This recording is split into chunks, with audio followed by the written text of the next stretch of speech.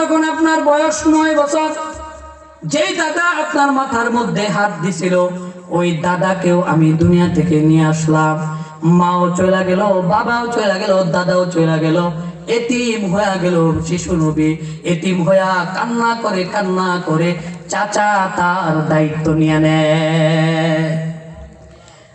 বাবা দুনিয়াতে আপনার আসার আগেই বাবা চলে গেল, তারপরে মা গেল, তারপরে তখনই তো আমি আল্লাহ আপনারে বলি নাই, আমি আল্লাহ আপনারে বলি নাই ওয়ালাল আখিরাতু খায়রুল লাকা মিনাল উলা। পূর্বের জিন্দেগি থেকে ভবিষ্যতের জিন্দেগি যেটা আসবে সেটা আপনার জন্য আরো সুখময়। সুবহানাল্লাহ। তো বলি নাই, এখন তো আপনি আমার নবী, আপনাকে বলার কোনো প্রশ্নই ওঠে না।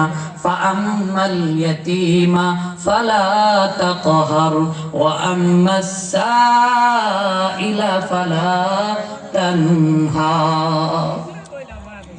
ফাআম্মাল ইয়াতীমা ফালা তাকহার ওয়া আম্মাস সাইলা ফালা তানহার।